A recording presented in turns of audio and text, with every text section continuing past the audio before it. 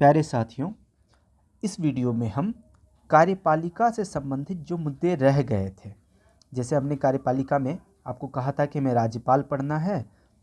राज्यपाल के बाद हमने कहा था कि राज्यपाल और इसके अधीनस्थ कुछ अधिकारी होते हैं, जैसे मुख्यमंत्री होते हैं, मंत्रिपरिषद यानी काउंसिल ऑफ मिनिस्टर्स होते हैं, और एक हमने आपको कहा था महाधिवक्ता के बारे में, ये होते हैं। तो हम ये बाकी जो टॉपिक रह गया, जैसे राज्यपाल में हमने आपको सारा टॉपिक करा दिया था, बस इससे संबंधित कुछ मुद्दे रह गए थे, वो बाकी रहा था।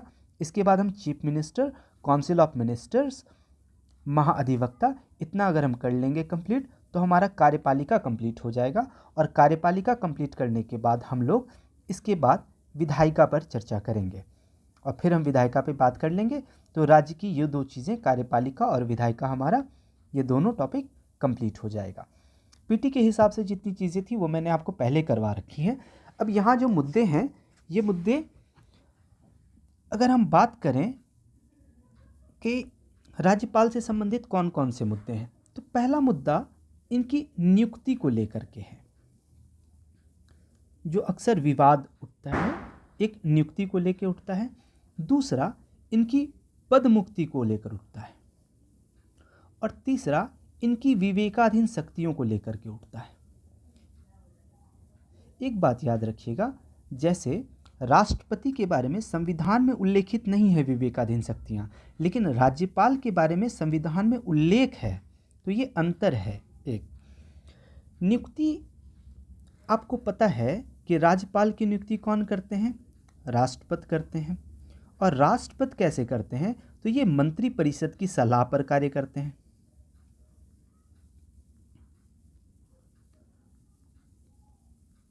और ये आपको पता है मंत्रिपरिषद की सलाह बाध्यकारी भी होती है, यानी एक तरह से हम कह सकते हैं कि राज्यपाल की नियुक्ति केंद्र सरकार करती है। और जब केंद्र सरकार करती है तो प्रायः यह देखा गया है कि केंद्र सरकार राजनीतिक व्यक्तियों की नियुक्ति कर देती है। जैसे कोई कहीं के एमपी थे और इस बार वो एमपी का इलेक्शन नहीं जीत पाए, सांसद नहीं बन पाए, उनको किसी और राज्य में भेज दिया और वहाँ उनको राज्यपाल बना दिया गया। तो एक तो हम यह देखते हैं। दूसरा हम देखते हैं कि प्रायः इनकी नियुक्ति में योग्यता को स्थान न देकर राजनीतिक निष्ठा को देखा जाता है।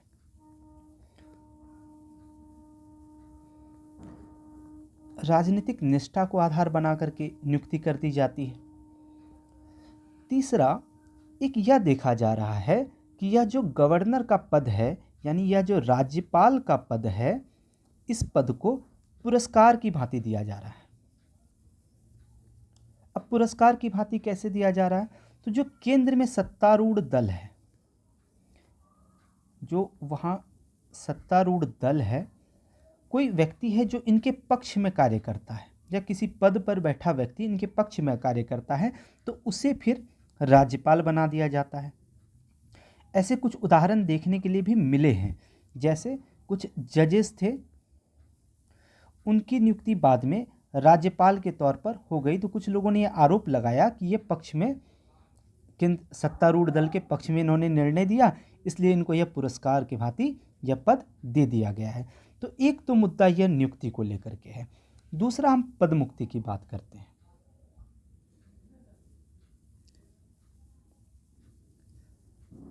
हम लोगों ने पद मुक्ति में पढ़ा था अभी से पिछले वाले वीडियो में कि राज्यपाल जो होते हैं ये राष्ट्रपति के प्रसाद पर्यंत पद को धारण करते हैं, यानी कि इन जब मर्जी होगी इनको हटाया जा सकता है। अतः हम यह कह सकते हैं ना कि इनके यह अपनी स्वतंत्र भूमिका का निर्वहन नहीं कर पाते, निर्वहन नहीं कर पा रहे हैं। अगर ये अपनी स्वतंत्र भूमिका का निर्वहन नहीं कर पा रहे हैं तो इसका मतलब इनकी निष्पक्षता जो है, इनकी निष्पक्षता जो है और इनकी तटस्थता, यह दोनों प्रभावित होगी। एक और चीज देखा जाता है कि अगर केंद्र में सरकार बदल गई तो फिर राज्यों में राज्यपाल की पदमुक्ति कर देते हैं ये, तो यह भी देखा जा रहा है। तो दो मुद्दे हो गए, एक नियुक्ति को लेकर के, दूसरा पदमुक्ति को लेकर। अब हम बात करते हैं इनकी विवेकाधीन शक्तियों को लेकर। आप शक्तियों के बारे में पहले से पढ़ चुके हैं, अब मैं आपको यहाँ पे बस एक छोटी सी समरी के तौर पे बता देता हूँ कि कौन कौन सी विवेकाधीन शक्तियाँ और कैसे इनको वो इस्तेमाल कर रहे हैं। एक शक्ति है इनकी आर्टिकल 356 अनुच्छेद 356 के अनुसार, यह अनुशंसा करते हैं। किस बात की अनुशंसा करते हैं? तो यह राष्ट्रपति को अनुशंसा करते हैं कि राज्य में राष्ट्रपति शासन लगा दिया जाए। और यह जो राष्ट्रपति शासन लगाया जाए, इसका आधार क्या कहा जाता है? तो आधार कहा जाता है कि यहाँ संवैधानिक तंत्र विफल है, और इसको लेकर के वो रिपोर्ट देते हैं कि संवैधानिक तंत्र विफल है। अब इसमें क्या देखा जा रहा है, जैसे ये भारत है, यहाँ दिल्ली, इसको हम मान लेते हैं केंद्र, और ये दो राज्य ले लेते हैं, एक राज्य यहाँ, एक राज्य यहाँ। ठीक है, ये राज्य ए है, ये राज्य बी है। यहाँ पर क नाम की पॉलिटिकल पार्टी है, यहाँ पे ख नाम की पॉलिटिकल पार्टी सत्ता में है, और यहाँ पर यही क नाम की पार्टी सत्ता में है। तो यह देखा जाता है कि राज्यपाल जो है, यहाँ के जो राज्यपाल हैं, चूंकि क और ख दो अलग अलग पार्टी हैं, तो यहाँ पर राज्यपाल कहते हैं कि भाई यहाँ संवैधानिक तंत्र विफल है,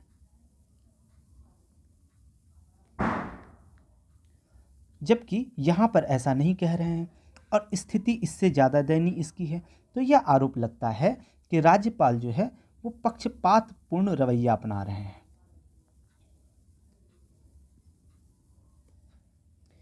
एक तो यह बात हो गई। दूसरा, आर्टिकल 200 के अनुसार आप जानते हैं कि राष्ट्रपति जो है, राज्यपाल जो हैं, ये किसी विधेयक को आरक्षित कर सकते हैं। ये हम लोगों ने पढ़ा था। अब ये आरक्षित कर लेते हैं राष्ट्रपति के लिए, तो फिर ये कितने समय के लिए आरक्षित रहेगा? अब राष्ट्रपति, इस पर कोई टाइम बाउंडेशन तो है नहीं।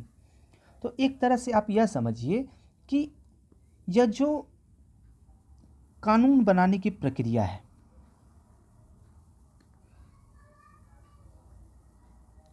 ये इससे बाधित हो जाती है। और फिर राज्य को अगर मान लीजिए कि कुछ कानून की बड़ी आवश्यकता थी, लेकिन वह कानून नहीं बन पाया, तो राज्य फिर सुचारू रूप से सरकार जो है वो कार्य नहीं कर पाएगी। तो इससे जो है सरकार के कार्य में बाधा आती है, राज्य सरकार के कार्य में बाधा उत्पन्न होती है। तो दो मुद्दे आपने समझे। इसके अलावा जब ये पुनर्विचार के लिए भेजते हैं, वह भी एक तरह से कार्य को लेट करना हुआ, है ना, देर हो जाती है ना कार्य करने में, तो फिर बाधा उत्पन्न होती है। आपको पता है कि अगर राज्य में, यानी विधानमंडल जो है राज्य का, विधानसभा खास करके राज्य की जो विधानसभा है, अगर इसमें किसी दल को बहुमत नहीं मिला, तो गवर्नर सीएम की नियुक्ति कर सकते हैं अपने मन मुताबिक। तो अक्सर ये देखा जा रहा है कि गवर्नर जो है अपनी राजनीतिक विचारधारा से मिलते जुलते लोगों की नियुक्ति कर देते हैं। तो एक बाधा यह भी हो जाती है। दूसरा, एक और मुद्दा क्या है कि जैसे विधानसभा है, यहाँ पर अगर सरकार बहुमत खो देती है, अपना बहुमत खो देती है, तो गवर्नर बाध्य नहीं है कि वह इसको भंग कर दें, विधानसभा भंग कर दें, ये बात बाध्य नहीं है। तो इसमें भी यह देखा जाता है कि अगर गवर्नर और वहाँ जो विधानसभा में जो सरकार है, ये दोनों एक पार्टी के हैं, तो भाई यहाँ बहुमत खो देने के बाद भी भंग नहीं करते, और अगर नहीं है तो वहाँ कर देते हैं। तो इसको लेकर के इस तरह के भी मुद्दे उत्पन्न होते हैं। ये पूरा का पूरा मुद्दा था जो आपको समझ में आ गया। तो अब इसको लेकर के समाधान क्या हो, है ना? तो समाधान के लिए दो आयोग को आप याद रखिएगा। ये तो आयोग मैं आपको यहाँ बता देता हूँ, ये आपके मेंस के राइटिंग में काम आएगा। एक है सरकारिया आयोग, आपने अक्सर ये नाम सुना होगा, सरकारिया आयोग।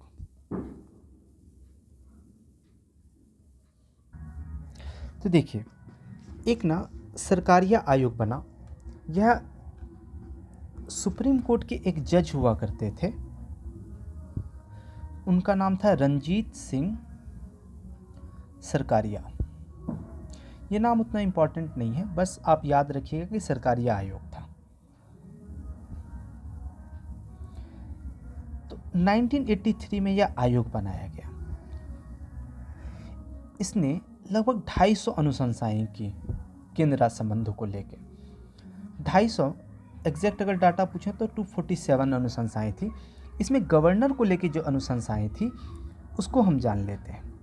इन्होंने कहा कि गवर्नर की नियुक्ति में कुछ परंपराओं का पालन करना चाहिए, जैसे इसको चीफ मिनिस्टर की सलाह या इनसे परामर्श जरूर लेना चाहिए अपॉइंटमेंट से। तो आपने देखा था, मैंने आपको परंपराओं में बताया था कि कुछ परंपराएं हैं जो चल रही हैं। दूसरा, इन्होंने कहा कि गवर्नर का जो है पद मुक्ति जो है वो 5 साल का इनका टेन्योर फिक्स कर देना चाहिए, कि इनका कार्यकाल एकदम 5 वर्ष का हो ही। इसके बाद इन्होंने कहा कि इनका ये जो अनुच्छेद 356 है, अनुच्छेद 356 का जो प्रयोग हो रहा है इसको एकदम अंतिम विकल्प के तौर पर लेना चाहिए, यानी कि जब कोई चारा ना हो तब इसका प्रयोग किया जाए। इसके बाद एक और आयोग बना, उसका नाम था पुंछी आयोग।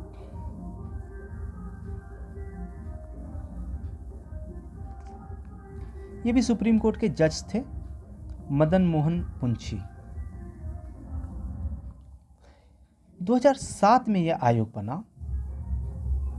अगर एग्जैक्ट डेट की बात आप करें तो 27 अप्रैल था, जहाँ तक मुझे ध्यान आ रहा है। हुआ क्या, आपको पता है 1990 में भारत में LPG मॉडल आया। LPG मॉडल मतलब लिबरलाइजेशन, प्राइवेटाइजेशन और ग्लोबलाइजेशन। इसका मतलब यह हुआ कि भारत जो बंद अर्थव्यवस्था थी इसको अब खुली अर्थव्यवस्था बना दी गई। तो ऐसे में केंद्र और राज्य के मध्य जो संबंध है, खास करके राजनीतिक और आर्थिक संबंध, इसको पुनः परिभाषित करने की आवश्यकता पड़ी। फिर ये जो पुंछी आयोग थी, इन्होंने भी अपने रिकमेंडेशन दिए और इन्होंने लगभग 300 अनुशंसाएं की। इसमें से जो गवर्नर को लेके है वो मैं आपको यहाँ बता देता हूँ। पहला, इन्होंने कहा कि ये जो गवर्नर होते हैं इनका जो चयन होता है इसके लिए एक समिति बनाई जानी चाहिए और उस समिति की सलाह पर इसका चयन होना चाहिए। दूसरा, कहा कि इस गवर्नर की जो पदमुक्ति की कर दी जा रही है, प्रसाद पर्यंत जो चीज़ें हैं उसको समाप्त कर दिया जाए और इनकी पदमुक्ति उसी तरह महाभियोग वाली प्रक्रिया डाल दी जाए, और ये महाभियोग कहाँ हो, तो विधानमंडल में हो। ये बात इन्होंने कही। दूसरा, इन्होंने कहा कि इनकी जो विवेकाधीन शक्तियां हैं,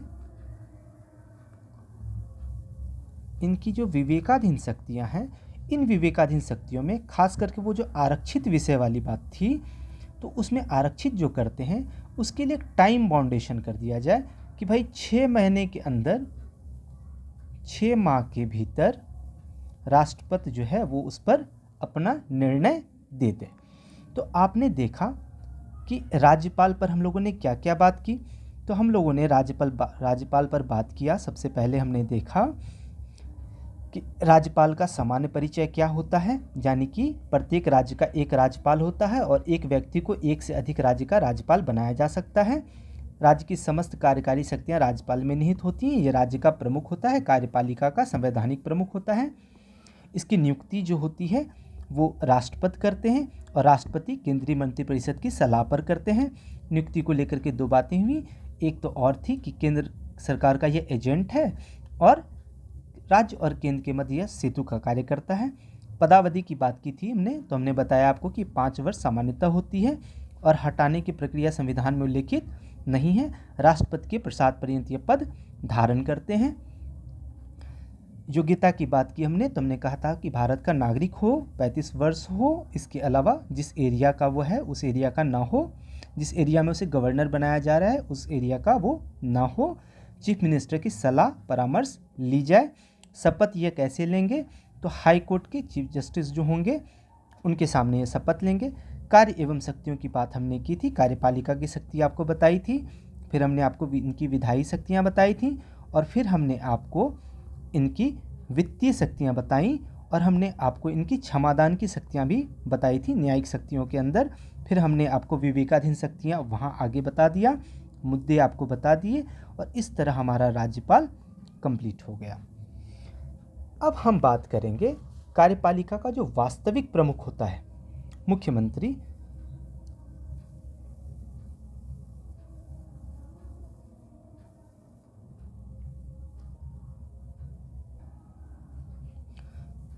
मुख्यमंत्री और मंत्रिपरिषद के बारे में बात करेंगे। दो आर्टिकल हैं, एक 163 और दूसरा 164। 163 कहता है कि राज्यपाल को सहायता एवं सलाह देने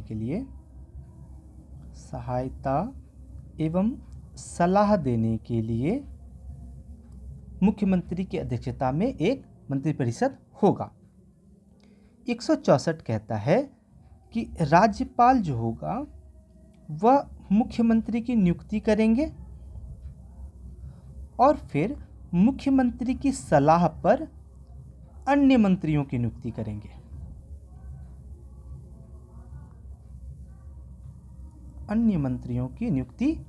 करेंगे। और यह दोनों जो होंगे यह राज्यपाल के प्रसाद पर्यंत कार्य करते हैं। यह सेम सिचुएशन वही रहेगा जो हम लोगों ने केंद्र में प्रधानमंत्री और काउंसिल ऑफ मिनिस्टर्स के बारे में पढ़ा था। सेम चीज़ें, कोई अंतर नहीं है यहाँ पे। दो बातें और आपको यहाँ पे ध्यान रखनी है।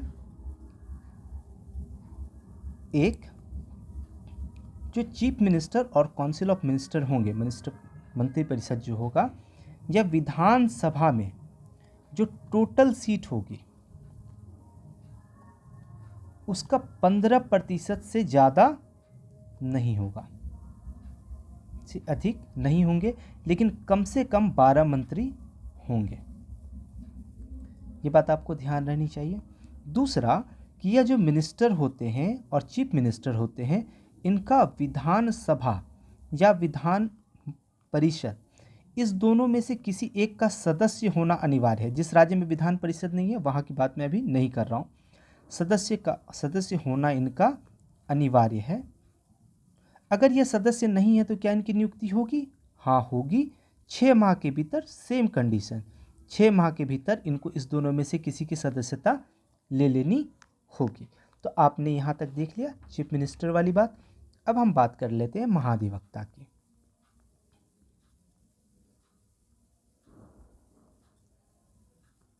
इसके बारे में आर्टिकल 165 में लिखा हुआ है, अनुच्छेद 165। ये उसी प्रकार जैसे केंद्र में आपने पढ़ा था महान्यायवादी, उसी तरह यह है। यह राज्य सरकार का विधिक सलाहकार होता है।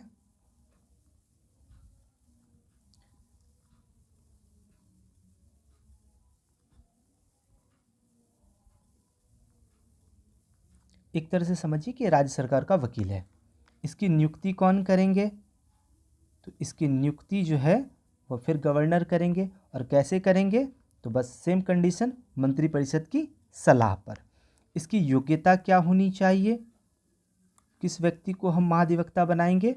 तो हाई कोर्ट का जज बनने का